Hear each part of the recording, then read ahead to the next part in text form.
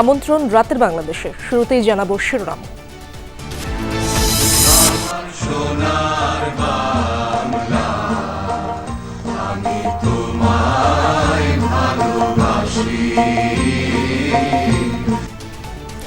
ঐতিহাসিক জুলাই সনদে স্বাক্ষর করল বিএনপি, জামায়াত সহ 25টি দল ও জোট। অনন্য উদাহরণ হয়ে থাকবে বিশ্বে, বললেন প্রধান উপদেষ্টা। আমাদের নবজন্ম হলো আজকে। এই স্বাক্ষরের মাধ্যমে আমরা নতুন বাংলাদেশের সূচনা করলাম। সনদে সই দেশের রাজনীতিতে নতুন সূচনা, বললেন বিএনপি মহাসচিব। দ্রুত বাস্তবায়নের তাগিদ জামায়াত নেতা তাহেরের। জাতির সঙ্গে প্রতারণা, মন্তব্য নাহিদের। স্বাক্ষরের মধ্য দিয়ে বাংলাদেশের রাজনৈতিক ইতিহাসে একটি নতুন অধ্যায়ের সূচনা হলো। বাংলাদেশের রাজনীতি এবং প্রশাসনের ইতিহাস একটি গুরুত্বপূর্ণ দিন হিসাবে বিবেচিত হবে। জনগণের সাথে প্রতারণা করে একটি কাগজে সাইন করছে, আর জাতীয় শ্রমিক শক্তি রাজপথে নিজেদের অবস্থান জানান দিচ্ছে।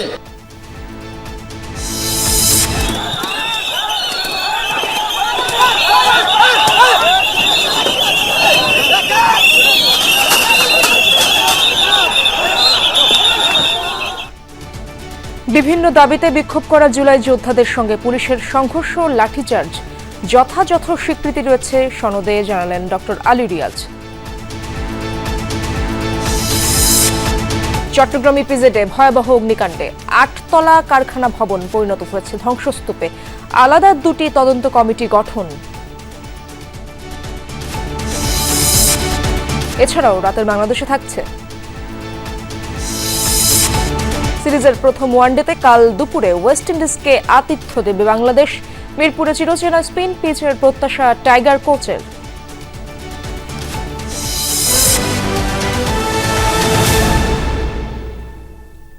দর্শক, এতক্ষণ শিরোনামগুলো দেখছিলেন, আর পুরো সময় জুড়ে আপনাদের সাথে আছি আমি ইশরাত জাহান। ঐতিহাসিক জুলাই জাতীয় সনদে স্বাক্ষর করলেন 25টি রাজনৈতিক দল ও জোটের প্রতিনিধি। তবে এনসিপি এই অনুষ্ঠানে অংশ নেয়নি। বৈরী আবহাওয়ার মধ্যেই অনুষ্ঠানে যোগ দেন নেতৃবৃন্দ ও অতিথিরা। প্রধান উপদেষ্টা ও জাতীয় ঐকমত্য কমিশনের সভাপতি ডক্টর মোহাম্মদ ইউনূস বলেন, জুলাই সনদ অনন্য উদাহরণ হয়ে থাকবে বিশ্বে। জাতীয় সংসদের দক্ষিণ প্লাজায় এই অনুষ্ঠানের আয়োজন করা হয়। রাষ্ট্র সংস্কারের সুপারিশ ও অঙ্গীকারনামা সম্বলিত দলিল জুলাই সনদ স্বাক্ষর অনুষ্ঠান সংসদ ভবনের দক্ষিণ প্লাজায় খোলা আকাশের নিচে 25টিরও অধিক রাজনৈতিক দলের নেতাদের নিয়ে জুলাই সনদ স্বাক্ষর অনুষ্ঠানের এই আয়োজন। বৈরী আবহাওয়ার মধ্যে একে একে আসতে শুরু করে আমন্ত্রিত অতিথিরা। শুক্রবার বিকেল 4:30টায় সংসদ ভবনের দক্ষিণ প্লাজার অনুষ্ঠান স্থলে পৌঁছান জাতীয় ঐকমত্য কমিশনের সভাপতি ডক্টর মোহাম্মদ ইউনূস। তিনি মঞ্চে বসার পর জাতীয় সঙ্গীত পরিবেশনার মধ্য দিয়ে শুরু হয় মূল আনুষ্ঠানিকতা। সনদের নানা দিক নিয়ে কথা বলেন ঐকমত্য কমিশনের সহসভাপতি ডক্টর আলী রিয়াজ। আমরা আশা করি এই যে জাতীয় দলিল তৈরি হয়েছে তার বাস্তবায়ন ঘটবে, দ্রুততার সাথে বাস্তবায়ন ঘটবে। নাগরিকদের মতামতের মধ্য দিয়ে এই দিক দিশা নির্দেশক বাংলাদেশ রাষ্ট্রকে ভবিষ্যতে পরিচালনা করবে। এরপর একযোগে জুলাই সনদ স্বাক্ষর করে বিএনপি, জামায়াত, ইসলামী আন্দোলন, খেলাফত মজলিস, এবি পার্টি, বিপ্লবী ওয়ার্কার্স পার্টি, জাসদ, এলডিপি, নাগরিক ঐক্য ও গণ অধিকার পরিষদ সহ 25টি রাজনৈতিক দল ও জোটের প্রতিনিধিরা। তবে বয়কট করায় স্বাক্ষর অনুষ্ঠানে যোগ দেয়নি জাতীয় নাগরিক পার্টি এনসিপি। জাতীয় জুলাই সনদ স্বাক্ষরের মধ্য দিয়ে নতুন বাংলাদেশের জন্ম হলো এমন মন্তব্য করেছেন প্রধান উপদেষ্টা ডক্টর মোহাম্মদ ইউনূস। বলেন, যে তরুণরা এই দিনটিকে সম্ভব করেছে তারাই এই বাংলাদেশকে নতুন করে গড়বে, নেতৃত্ব দেবে। ঐতিহাসিক জুলাই সনদ শুধু জাতির জন্য নয়, পৃথিবীর জন্য উদাহরণ হয়ে থাকবে। এই পরিবর্তন এখন আমাদের সামনের দিকে এগিয়ে নিয়ে যাবে। আমরা সেই পথে অগ্রসর হব। আমাদের জন্য আজকে নবজন্ম, আমাদের নবজন্ম হলো আজকে। এই স্বাক্ষরের মাধ্যমে আমরা নতুন বাংলাদেশের সূচনা করলাম।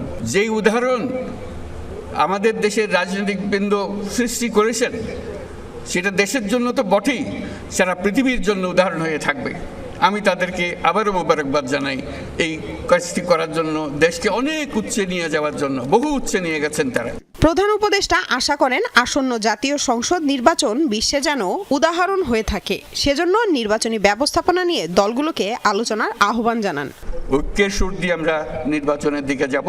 ফেব্রুয়ারিতে নির্বাচন হবে এবং এই ঐক্য যেন বজায় থাকে। আজকে ঐক্যমত্যে আমরা যেরকম সনদ করলাম, এই রাজনীতির ব্যাপারেও, নির্বাচনের ব্যাপারেও আপনারা রাজনৈতিক নেতারা বসে, বিভিন্ন দলের নেতারা বসে একটা সনদ করেন কিভাবে নির্বাচন করবেন। যেমন তেমন করে নির্বাচন করলে তো আবার পুরনো জায়গায় ফিরে যাওয়া, কিছু করে লাভটা কি হলো? কাজেই আমার অনুরোধ, আপনারা আবার ঐক্যমত্য কমিশন বলেন, কমিটি বলেন, নিজেরা বসুন, নির্বাচনটা কিভাবে সুন্দরভাবে করবেন, উৎসবমুখর করে করবেন, ইতিহাসে স্মরণীয় করে ধরবেন। নিজেদের নির্বাচন নিজেরা করব আমরা, কারো এসে আমাদেরকে সোজা করতে হবে না, আমাদেরকে দেখিয়ে দিতে হবে না, ধাক্কাধাক্কি করতে হবে না। আমরা কি জানি না নাকি? পরে অনুষ্ঠানে উপস্থিত বিশিষ্টজন ও রাজনৈতিক দলের নেতাদের সঙ্গে কুশল বিনিময় করেন প্রধান উপদেষ্টা। এরপর ডকুমেন্টারি প্রদর্শনীর ও ফটো সেশনের মাধ্যমে শেষ হয় ঐতিহাসিক জুলাই সনদ স্বাক্ষর অনুষ্ঠান।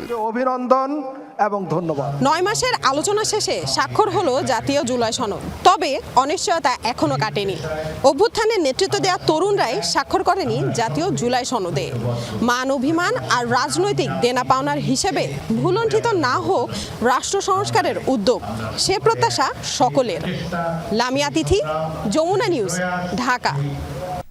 জুলাই সনদে স্বাক্ষর করল বিএনপি, জামায়াত সহ 25টি রাজনৈতিক দল ও জোট, যার মধ্য দিয়ে বাংলাদেশের রাজনীতির নতুন সূচনা হলো মনে করেন নেতারা। তাদের মতে এই সনদের ভিত্তি হলো জুলাই গণ অভ্যুত্থান ও সব রাজনৈতিক দলের ঐকমত্য। এর ফলে আগামীর বাংলাদেশে আর কারো ফ্যাসিবাদী হয়ে ওঠার সুযোগ থাকবে না। সনদ বাস্তবায়ন প্রক্রিয়াও ঐকমত্য হবে বলে আশা নেতাদের।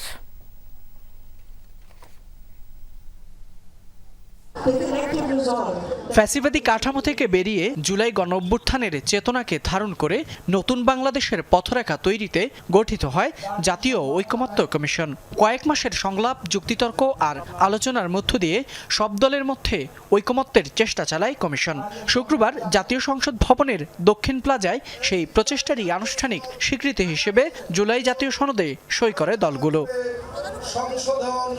এই সনদ বাস্তবায়নের মধ্য দিয়ে গণতন্ত্রের ভিত শক্তিশালী হবে বলে মনে করে বিএনপি। যারা সই করেনি তারাও পরবর্তীতে জুলাই সনদে স্বাক্ষর করবে বলে আশা দলটির নেতাদের। সনদ স্বাক্ষরের মধ্য দিয়ে বাংলাদেশের রাজনৈতিক ইতিহাসে একটি নতুন অধ্যায়ের সূচনা হলো। আমি সেই জন্যে ডক্টর মোহাম্মদ ইউনূস এবং সংস্কার কমিশনের যারা কাজ করেছেন সমস্ত রাজনৈতিক দলগুলোকে আমি ধন্যবাদ এবং কৃতজ্ঞতা জানাচ্ছি। এগুলো বাস্তবায়নের মধ্য দিয়ে আমরা একটি গণতান্ত্রিক এবং গণতান্ত্রিক সংস্কারের মধ্য দিয়ে রাষ্ট্র কাঠামো আমরা অর্জন করতে পারবো। যে রাষ্ট্র কাঠামোর মধ্য দিয়ে আমাদের নতুন যাত্রা শুরু হবে। শক্তিশালী গণতান্ত্রিক প্রতিষ্ঠান নির্মিত হবে, সাংবিধানিক প্রতিষ্ঠানগুলো নির্মিত হবে, রাষ্ট্রের সকল ক্ষেত্রে ভারসাম্য প্রতিষ্ঠা হবে। অন্তর্বর্তী সরকারের অধীনেই এই সনদ বাস্তবায়নের দাবি জানায় জামায়াতে ইসলামী। দলটির নেতারা বলেন, সনদ বাস্তবায়নে বিলম্ব হলে সংকটে পড়বে রাজনীতি। যে দৃষ্টিভঙ্গি এবং সিদ্ধান্তের ভিত্তিতে আইনগত সিদ্ধান্ত হয়েছে সেটাকে যেন এই সরকার বাস্তবায়ন করে। এক্ষেত্রে যদি সরকার ডিলে করে বা অন্য কিছু চিন্তা করে তাহলে আবার সেটা একটা জুলাইয়ের সাথে জাতীয় গাদ্দারি হবে, নতুন করে রাজনৈতিক সংকট তৈরি হবে। এই সনদের মধ্য দিয়ে রাষ্ট্রে জুলাই সনদের স্বীকৃতি মিলেছে মনে করেন অন্যান্য দলের নেতারা। আজকে তো বাংলাদেশের জন্য একটা ঐতিহাসিক দিন। জুলাই জাতীয় সনদ এটা আমরা স্বাক্ষরিত হলো। এর বাস্তবায়নের জন্য আইনগত ভিত্তি যতটুকু তারাও নিশ্চিত করতে পারে সেই চেষ্টাটি তারাও করে যাবে। পাশাপাশি আমাদের যে রাজনৈতিক কমিটমেন্ট সমগ্র জাতির সামনে সেটি বাস্তবায়নে সবাই অঙ্গীকারবদ্ধ থাকবে, এই ভরসায় আমরা আজকে স্বাক্ষর করি। সরকারের উচিত হবে রাজনৈতিক দল, জনগণ এবং নির্বাচন কমিশন সবাইকে আস্থার মধ্যে নিয়ে গণভোট এবং জাতীয় নির্বাচনের মধ্য দিয়ে এই যাত্রাটাকে সম্পন্ন করা। তবে নিজেদের দাবি ও প্রত্যাশা পূরণ না হওয়ায় জুলাই সনদে স্বাক্ষর করেনি গণফোরাম ও এনসিপি। মতামত আর আপত্তি সহ অবশেষে জুলাই সনদে স্বাক্ষর করেছে রাজনৈতিক দলগুলো।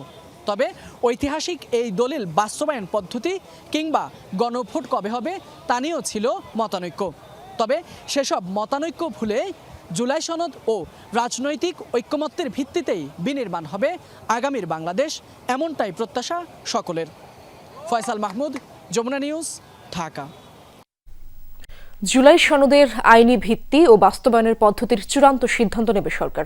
এ বিষয়ে রাজনৈতিক দল ও বিশেষজ্ঞ কমিটির পরামর্শ প্রস্তাব আকারে সরকারের কাছে পাঠাবে ঐক্যমত্য কমিশন। সনদ স্বাক্ষর অনুষ্ঠানে এই তথ্য জানিয়েছেন কমিশন সদস্য ডক্টর বদিউল আলম মজুমদার। এদিকে সনদে সংবিধানের মূল নীতি ও আইনি ভিত্তি না থাকায় অনুষ্ঠানে অংশ নেয়নি এনসিপি সহ কয়েকটি দল। জুলাই সনদে বেশিরভাগ দল সই করলেও আইনি ভিত্তির নিশ্চয়তা না থাকায় অনুষ্ঠানে অংশগ্রহণ করেনি এনসিপি। পটভূমিতে সংবিধানের 4 মূলনীতি না থাকায় যায়নি বাম ঘরানার 4টি দলও। অনুষ্ঠানে গিয়েও স্বাক্ষর করেনি গণফোরাম। তো যেটা তাদের সংশোধিত সেটা আমাদেরকে আগে দেয় নাই। প্রোক্লেমেশন অফ ইন্ডিপেন্ডেন্স এটা বহাল থাকবে, এটা বাতিল হবে না। আমরা 2 দিনের মধ্যেই কমিশনের সাথে যোগাযোগ করে আমরা স্বাক্ষর করব। এই জুলাই সনদ হুমকির মুখে পড়বে না এবং আমরা আশা করি এবং এটা প্রসেসও আছে, পরেও স্বাক্ষর করতে পারবে। সনদে যেসব সংস্কার প্রস্তাব লেখা আছে স্বাক্ষরকারীরা সেগুলো বাস্তবায়ন করবে, কিন্তু কিভাবে করবে তার কোনো নির্দেশনা নেই। গণভোটই বা কবে কোন পদ্ধতিতে হবে সেই সিদ্ধান্তে আসতে পারেনি দল এবং কমিশন। আমরা সরকারের কাছে কিছু প্রস্তাব করব, কিছু সুপারিশ করব এবং এই সুপারিশগুলো বাস্তবায়নের জন্য, এবং সরকার আমরা আশা করি, আমরা নিশ্চিত দ্রুততার সাথে কিভাবে এগুলো বাস্তবায়ন করবে সেই সিদ্ধান্ত নেবে এবং এর মাধ্যমেই আমাদের যে নির্বাচনের ট্রেনটা যে ট্র্যাকে উঠেছে সেটা অব্যাহত থাকবে। ভবিষ্যৎ সংকট দূর করতে হলে নোট অফ ডিসেন্টের সমাধান প্রয়োজন মনে করছেন অনেকেই। নোট অফ ডিসেন্টগুলো কেমন করে আমরা মিনিমাইজ করব এবং যারা আজকে স্বাক্ষর করছেন না তারা কেমন করে সংযুক্ত হবেন, ভবিষ্যতে নিশ্চয়ই সেটা নিয়ে কাজ করবো। তবে যেটুকুন প্রতিশ্রুতি এসছে ওইটুকুন যদি বাস্তবায়ন করা যায়, আমি মনে করি গণতন্ত্রের পথে একটা শক্ত যাত্রা আমরা শুরু করতে পারব। We hope that all the parties will be committed to this important reform agenda. আগের সবকিছু ভুলে গিয়ে শুধু বাংলাদেশকে গঠন করার উদ্দেশ্য নিয়ে ইনশাআল্লাহ সামনে অগ্রসর হতে হবে। মানে শুধু পিছের কথা বললে দোষ দিতে থাকলে আমরা আগাতে পারবো না। ক্রান্তিলগ্নে রাজনৈতিক দলগুলোর এক মঞ্চে আসা নিঃসন্দেহে আশা জাগানিয়া। দিন শেষে নানা তর্ক বিতর্ক আপত্তির পরেও একটি জন অভিপ্রায় দলিল তৈরি হলো। তবে সনদ স্বাক্ষর করা হলেও নোট অফ ডিসেন্টের সমাধান এবং বাস্তবায়নের পদ্ধতি চূড়ান্ত না হলে ঐকমত্য হওয়া প্রস্তাবনাগুলোরও বাস্তবায়ন হবে না। এতে জটিলতা বাড়বে এবং ভবিষ্যতে রাজনীতিতে সংকট আরও বাড়তে পারে, এমনটা কেউ কেউ আশঙ্কা প্রকাশ করছেন। তবে সবশেষে সবকিছু ছাপিয়ে দেশ ও জনগণ মুখ্য হয়ে দাঁড়াবে এমন প্রত্যাশাও কিন্তু আছে অনেকের। লাভলি বিথি, যমুনা নিউজ, ঢাকা। জুলাই সনদে শুধুই নামে মাত্র স্বাক্ষর হয়েছে বলে মন্তব্য করেছেন এনসিপির উত্তরাঞ্চলীয় মুখ্য সংগঠক সার্জিস আলম। তিনি বলেন, এই সনদে শহীদ পরিবারকে উপেক্ষা করা হয়েছে। পঞ্চগড়ের টুনিরহাটে শহীদ জিয়াউর রহমান ডিগ্রি কলেজ মাঠে ফুটবল টুর্নামেন্ট উদ্বোধনী অনুষ্ঠানে এসব কথা বলেন তিনি। জুলাই সনদ নিয়ে সরকার দায়সারা মনোভাব দেখিয়েছে অভিযোগ করে সার্জিস আরও বলেন, জুলাই সনদ স্বাক্ষর অনুষ্ঠানটি পরিণত হয়েছিল এক ধরনের রাজনৈতিক দলের চুক্তির মিলন মেলায়। জনগণের চাওয়ার প্রতিফলন নেই সনদে। আরও বলেন, সনদ স্বাক্ষর অনুষ্ঠানে জুলাই যোদ্ধাদের মর্যাদা দেয়া হয়নি, বরং তাদের ওপরে লাঠিচার্জ, টিয়ার শেল, রাবার বুলেট চালানো হয়েছে। সরকারের এই আচরণ দুঃখজনক বলেও মন্তব্য এই এনসিপি নেতার।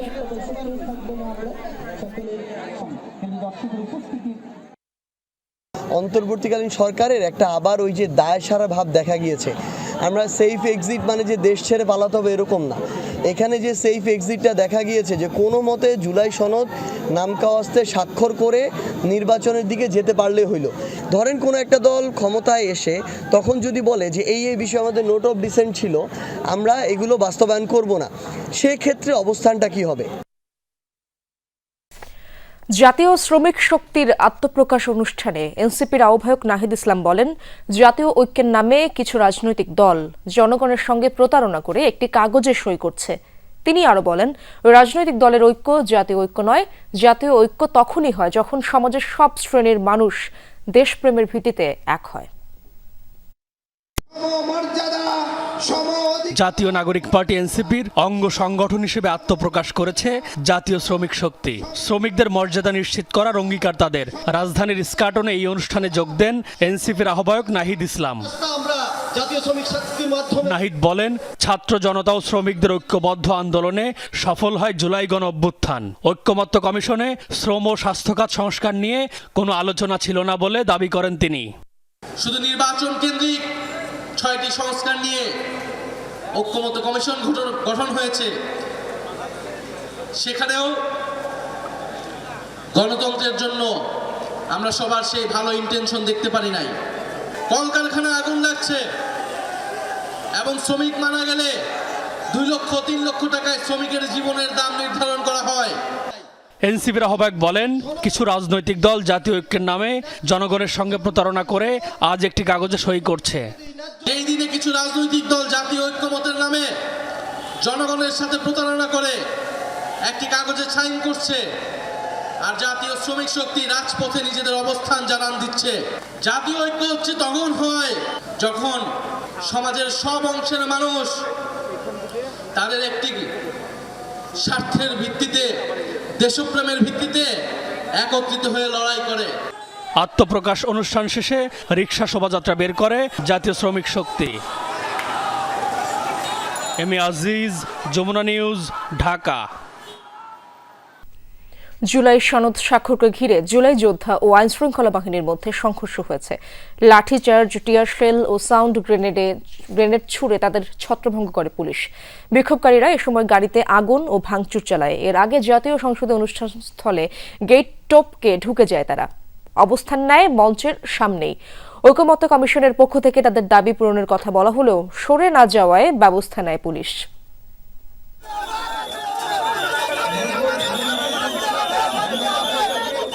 শুক্রবার দুপুর 1:20 মিনিট অনুষ্ঠান স্থল না ছাড়ার ঘোষণা দিয়ে মাটিতে শুয়ে পড়েন জুলাই যোদ্ধাদের কয়েকজন।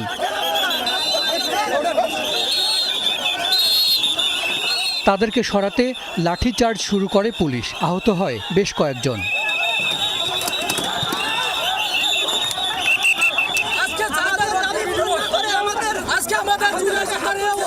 এক পর্যায়ে তাদের জাতীয় সংসদের দক্ষিণ ফটকের বাইরে বের করে দেয়া হয়, বন্ধ করা হয় ফটক। তখন বাইরে থেকে ইট ছুটতে থাকেন জুলাই যোদ্ধারা। ভাঙচুর করা হয় পুলিশের গাড়ি, আগুন ধরিয়ে দেয়া হয় কিছু অস্থায়ী স্থাপনায়। আবারও অ্যাকশনে যায় পুলিশ। শুরু হয় দ্বিমুখী সংঘর্ষ। সাউন্ড গ্রেনেড, টিয়ার শেল ছুঁড়ে তাদেরকে সরিয়ে দেয়া হয়।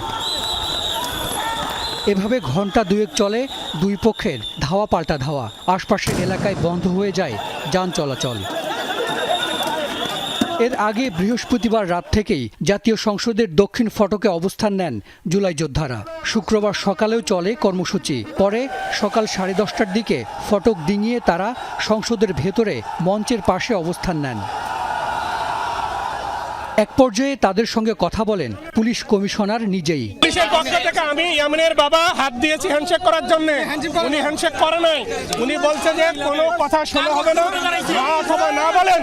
সনদ ঘোষণার আগে আমাদেরকে কনফার্ম করতে হইব যে জুলাই সনদ ঘোষণার আইনি বৈধতা এবং সংসদ নির্বাচনের প্রথম অধিবেশনের প্রথম দিন থেকে ওইটা কার্যকর করতে হচ্ছে। দুপুরে সেখানে যান জাতীয় ঐকমত্য কমিশনের কয়েকজন সদস্য। জুলাই যোদ্ধাদের দাবি জুলাই সনদে অন্তর্ভুক্ত করার কথা জানান ডক্টর আলী রিয়াজ।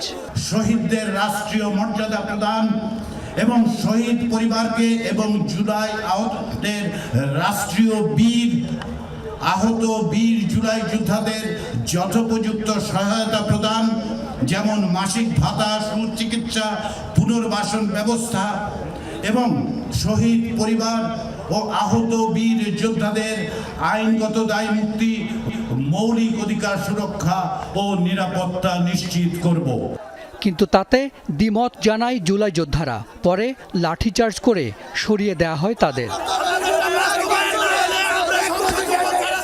হাসান মিসবাহ, যমুনা নিউজ, ঢাকা। জুলাই যোদ্ধাদের ওপর পুলিশি হামলা জাতির জন্য লজ্জার। জুলাই সনদ স্বাক্ষরের দিনে জুলাই যোদ্ধাদের রাস্তায় নামা সরকারের ব্যর্থতা বলেও মন্তব্য করেছেন জামায়াত ইসলামের আমির ডক্টর শফিকুর রহমান। দুপুরে মিরপুর 10 নম্বরে আয়োজিত শ্রমিক সমাবেশে এমন মন্তব্য করেন তিনি। বলেন, অন্তর্বর্তী সরকারের ব্যর্থতার কারণেই জুলাই যোদ্ধা ও শহীদ পরিবারের সদস্যরা সড়কে নামতে বাধ্য হয়েছেন। সরকার অনেকের দাবি মেনে নিলেও জুলাই যোদ্ধাদের বঞ্চিত করা হচ্ছে। জুলাই সনদ স্বাক্ষরের এই দিনে জুলাই যোদ্ধাদের ওপর পুলিশি হামলার নিন্দা জানান জামায়াত আমির।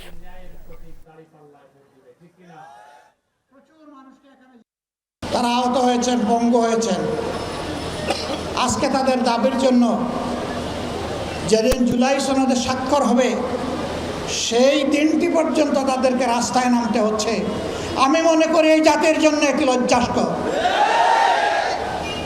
আমরা বারবার দাবি তুলেছি, তাদেরকে স্বীকৃতি দিন, সাংবিধানিক স্বীকৃতি দিন।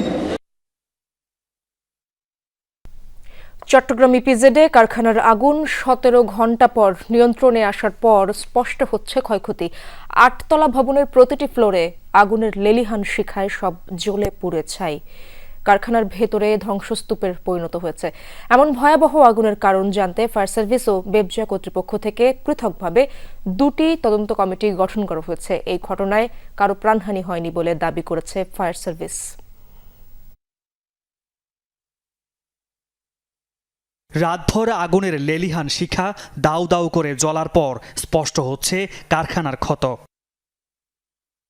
তীব্র আগুনে পুড়ে ছাই চট্টগ্রাম ইপিজেডের 5 নম্বর সড়কের 8 তলা ভবনের অ্যাডামস ক্যাপ ও জিনহং মেডিকেল কোম্পানি। এমন দুর্ঘটনা অতীতে দেখেনি স্থানীয়রা। ইপিজেডের যে আগুনটা লাগছে আর কি গতকালকে, আসলে এরকম আগুন আমার বয়স আমি দেখিনি। আমি চাকরি করি 20 বছর বিজির মধ্যে, এরকম আগুন আমি আর দেখি নাই। দাউ দাউ করে জ্বলছে ভিতরে। মনে হলো যে উপর থেকে বম্পিং হচ্ছে, এভাবে চাপ ফ্লোরগুলো নিচের দিকে পড়তেছে, একটার পর একটা পড়তেছে। তো আশেপাশে মানুষ অনেক ভয় পাইছে। আমরা তো মনে করছি আজকে দুপুর পর্যন্ত আগুন নিয়ন্ত্রণে আসা সম্ভব না, তো আল্লাহর রহমতে ফায়ার সার্ভিস ভাইয়েরা অনেক চেষ্টা করেছেন। ফায়ার সার্ভিস বলছে অগ্নিকাণ্ডের সময় ভবনে 800 থেকে 1000 ডিগ্রি সেলসিয়াস তাপমাত্রা ছিল, যে কারণে ধসে পড়ে ভবনের একাংশ। বিশেষজ্ঞদের মত, সুউচ্চ ভবনে দ্রুত আগুন নেভাতে প্রয়োজন উন্নত মানের সরঞ্জাম। আমরা বেবজার পক্ষ থেকে তদন্ত কমিটি গঠন করেছি। প্রত্যেকটা বিল্ডিং বিএনবিসি এবং বেবজার নিজস্ব বিল্ডিং কোড অনুযায়ী তৈরির অনুমতি দেওয়া হয় এবং এটা সেইভাবে তৈরি হয়েছে। এখানে কোনো কমপ্লায়েন্সের কোনো কমতি নাই। এইসব বিল্ডিংয়ে যদি কখনো আগুন লাগে, আপনাকে এটা নিবানোর জন্য বাংলাদেশ সরকারকে অবশ্যই ড্রোন সিস্টেমের আপনার ফায়ারের ইকুইপমেন্ট লাগবে, যেটা সরাসরি যেখানে আগুন সোর্স ওখানে গিয়ে আপনার পানি দিতে হবে। কারখানার ভেতরে দাহ্য পদার্থ থাকায় নিয়ন্ত্রণের বাইরে চলে যায় আগুন। সবশেষ রোবট ব্যবহার করা হয়। 3 বাহিনী এবং ফায়ার সার্ভিসের 25টি ইউনিট নির্বিচ্ছিন্নভাবে 17 ঘণ্টা কাজ করে আগুন নেভায়। ভবনটিকে ঝুঁকিপূর্ণ ঘোষণা করেছে ফায়ার সার্ভিস। এখানে ফ্লোর ওয়াইজ যে এখন সার্চ করে দেখার ওইরকম হয়নি, যেহেতু কমিটি করা হবে। কমিটি আসলে কমিটি দেখবে ক্ষয়ক্ষতি বা কি কি ড্যামেজ হয়েছে, কি কি ত্রুটি রয়েছে। কারখানা দুটিতে চিকিৎসা ও অস্ত্রোপচার কাজে ব্যবহৃত মেডিকেল সরঞ্জাম, তুলা, সার্জিক্যাল গাউন ও ক্যাপ তৈরি করা হতো। কর্মী ও স্থানীয়দের দাবি, 2টি কারখানায় কর্মীর সংখ্যা 700-রও বেশি। মামুন রশিদ অভি, যমুনা নিউজ, চট্টগ্রাম। মিরপুরের অগ্নিকাণ্ডে ব্লিচিং পাউডারের বিক্রিয়া থেকেই আগুনের সূত্রপাত। পরে বিপুল রাসায়নিক ভর্তি গুদামে ঘটে বিস্ফোরণ। সেই আগুন ছড়িয়ে পড়ে পাশের কারখানা সড়কে। ঝড়ে 16 জনের প্রাণ। এখনও 6 জনের পরিচয় শনাক্ত করা যায়নি। ফায়ার সার্ভিস প্রত্যক্ষদর্শী ও সিসিটিভি পর্যবেক্ষণ করে এমন তথ্য পাওয়া গেছে। শাকিল হাসানের রিপোর্টে বিস্তারিত। একমাত্র সন্তানের কর্মস্থলের দিকে তাকিয়ে মনিরুল ইসলামের এই হাহাকার।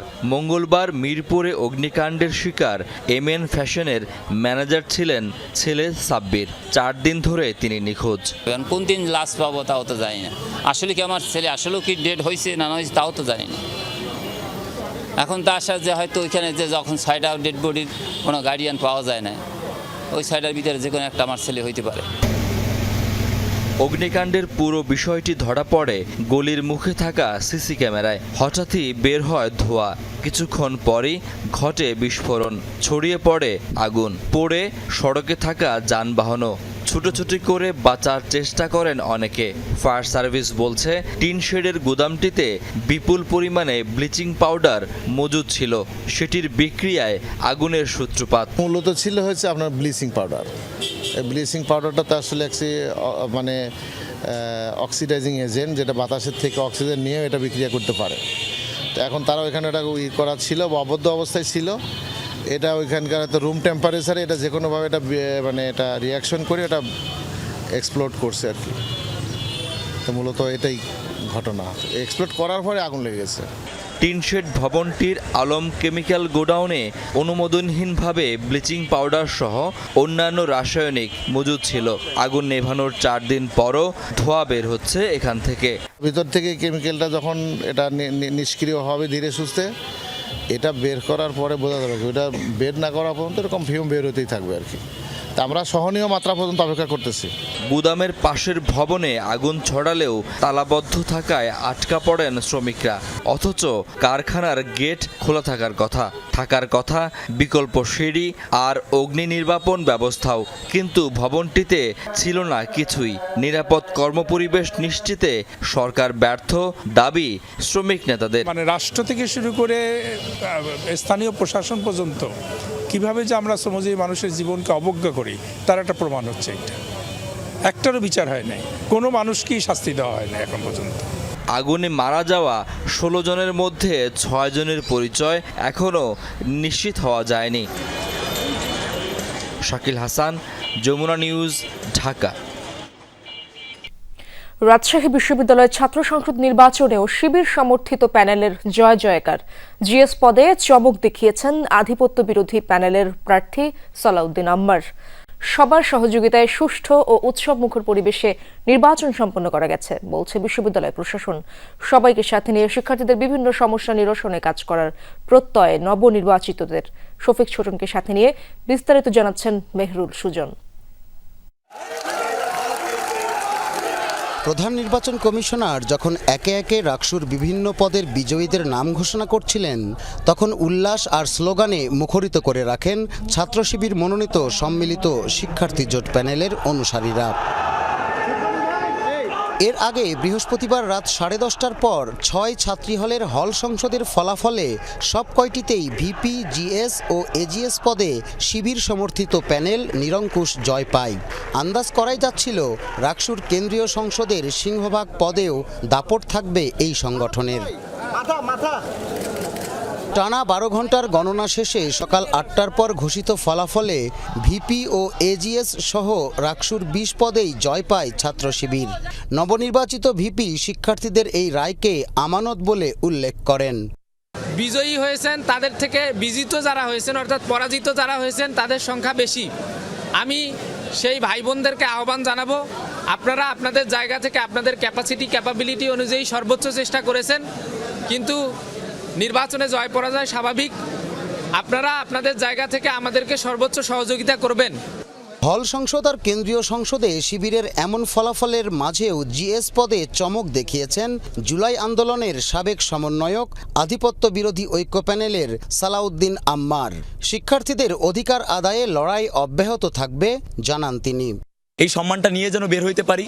আমি জানি না কতটুকু কি করতে পারবো, তবে শিক্ষার্থীদের ম্যান্ডেটের বাইরে 1% কাজও করবো না, এটা আমার ওয়াদা আর কি। বিশ্ববিদ্যালয়ের উপাচার্য বলেছেন, শান্তিপূর্ণ, সুশৃঙ্খল ও উৎসবমুখর নির্বাচন অনুষ্ঠানের মধ্য দিয়ে নতুন ইতিহাস রচিত হয়েছে। আপনাদের মুখ থেকে যখন আমরা শুনি যে নির্বাচনটা ভালো হয়েছে, শেষ পর্যন্ত নির্বাচনী পরিবেশ এবং ভোট গণনার সময়ও সব জায়গায় শান্তি শৃঙ্খলা ছিল, আমাদের ছাত্রছাত্রীদের ভিতরে একটা উৎসবমুখর পরিবেশ ছিল, তখন আমাদের শুনতে খুব ভালো লাগে আর কি। নির্বাচনে 6টি প্যানেলের মধ্যে ছাত্র শিবিরের প্যানেল জিতেছে 20 পদে। আধিপত্য বিরোধী ঐক্য প্যানেল জিএস পদে, ছাত্রদল প্যানেল ক্রীড়া সম্পাদক পদে এবং বিজ্ঞান বিষয়ক সম্পাদক পদে বিজয়ী হয়েছেন স্বতন্ত্র প্রার্থী। মেহেরুল সুজন, যমুনা নিউজ, রাজশাহী। 3 জন অংশ নেন। তাদের মধ্যে শাহিন ও সুমন দড়ি বেয়ে ভবনের ভেতরে ঢোকেন। অপরজন নুরুদ্দিন নিচে মোটরসাইকেল নিয়ে অপেক্ষায় ছিল। পালিয়ে যাওয়ার পর চুরি করা স্বর্ণালংকার হয় ভাগাভাগি। এই রশি দিয়ে তারা এই উঠে গ্রিল কেটে তারপরে মার্কেটের ভিতরে ঢুকছে।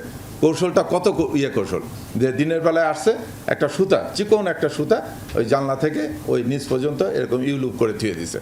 রাতে এসে ওই নিচ থেকে ওই সুতার সঙ্গে রশি বেঁধে টেনে টেনে রশিটা তো উপরে উঠে গেছে, যখন তখন দুই মাথায় রশির গেটো দিয়ে এই রশি দিয়ে তারা উপরে উঠে এসে গ্রিল গেটের ভিতরে ঢুকছে। শাহিনকে গ্রেপ্তার করা গেলেও সুমন পলাতক। এই জুটি 2021 সালে কাকরাইলের কর্ণফুলি গার্ডেন সিটির স্বর্ণের দোকানে বোরকা পরে চুরি করেছিল। জেল থেকে ছাড়া পেয়ে আবারও একই পন্থায় চুরি করে তারা। আমরা তার গ্রেপ্তারের চেষ্টায় আছি। রাব্বি সিদ্দিকী, যমুনা নিউজ, ঢাকা। কাল শুরু হচ্ছে Bangladesh West Indies one day series. প্রথম ম্যাচে স্পিন উইকেটের আভাস বাংলাদেশ হেড কোচ ফিল সিমন্সের। আর West Indies coach Darren Sammy বলছেন এমন উইকেট তিনি কখনোই দেখেননি। পাশাপাশি অধিনায়ক মেহেদী মিরাজের অধিনায়কত্ব নিয়েও চিন্তিত নন টাইগার কোচ। শনিবার দুপুর 1:30টায় মিরপুরে অনুষ্ঠিত হবে এই ম্যাচ।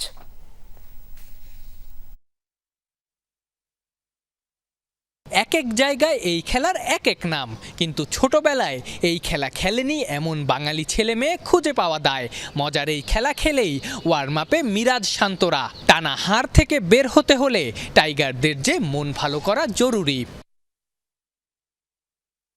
ঘরের মাঠে বাংলাদেশের অন্যতম বড় অস্ত্র উইকেট। হোম অফ ক্রিকেটের কালচে উইকেট যে স্পিন সহায়কই হতে যাচ্ছে এটা টাইগার হেড কোচের কথাই পরিষ্কার। আর Caribbean head coach Darren Sammy তো এক কাঠি সরেশ। এমন উইকেট নাকি তিনি কোনোদিন দেখেননি। You know Mirpur a lot better than I do, so you tell me, because I'm looking at the wicket. It looks like a normal Mirpur wicket, so it usually has some sort of turn in it, so which is good. I don't know how to describe it, but the thing is, what I can tell you is we will not let the pitch play on our minds. Wherever we go, the mantra remains the same. You still got to assess the conditions that you are faced with. মেহেদী হাসান মিরাজের অধীনে 10 ওয়ানডেতে বাংলাদেশ জিতেছে মাত্র এক match. যদিও অধিনায়ক মিরাজের performance Caribbean এই master মাইন্ডকে ভাবাচ্ছে না। তার মতে বাংলাদেশ ম্যাচ হারছে ব্যাটিংয়ে, অধিনায়কের সেখানে কিছুই করার নাই। Miraj is a good captain, but you can't judge his captaincy on 200 runs and 198 and not chase him. Now, in the field you can judge his captaincy, and I think the captaincy in the field has been good, but winning games depends on your batsmen too, and if your batsmen don't score the runs that is needed, then you're going to be in trouble. সাম্প্রতিক সময়ে লঙ্কান কিংবা আফগান স্পিনাররা বাংলাদেশকে ভুগিয়েছে। Bangladesh head coach স্বস্তিতে এই সিরিজে খেলতে হবে না রশিদ খানকে। পাশাপাশি আফগান সিরিজে আলো ছড়ানো সাইফ হাসানের থেকে সেঞ্চুরি চান Phil Simmons. Afnan Piyal, Jamuna sports, Dhaka. Russia ও যুক্তরাষ্ট্রের মধ্যে সংযোগ স্থাপনের জন্য পুতিন ট্রাম্প রেল টানেল নির্মাণের প্রস্তাব দিয়েছে ক্রেমলিন। শুক্রবার রুশ প্রেসিডেন্ট ভ্লাদিমির পুতিনের বিনিয়োগ দূত ও রাশিয়ার সার্বভৌম তহবিল আরডিআইএফ এর প্রধান কিরিল দিমিত্রিয়েভ এই প্রস্তাব দেন। বেরিং প্রণালীর নিচ দিয়ে প্রায় $800 কোটি ব্যয়ে 112 কিলোমিটার দীর্ঘ এই টানেল নির্মাণের প্রস্তাব দেন তিনি। এতে সময় লাগবে 8 বছর। তিনি বলেন এই প্রকল্প বাস্তবায়িত হলে যৌথভাবে প্রাকৃতিক সম্পদ অনুসন্ধানের সুযোগ সৃষ্টি হবে। পাশাপাশি যুক্তরাষ্ট্র ও রাশিয়ার মধ্যে সম্পর্ক আরও বেশি দৃঢ় হবে। এর আগে বৃহস্পতিবার যুক্তরাষ্ট্রের প্রেসিডেন্ট ডোনাল্ড ট্রাম্পের সঙ্গে টেলিফোনে কথা বলেন রুশ প্রেসিডেন্ট ভ্লাদিমির পুতিন। দর্শক, এই ছিল রাতের বাংলাদেশের আয়োজনে। এতক্ষণ যারা সঙ্গে ছিলেন সবাইকে ধন্যবাদ।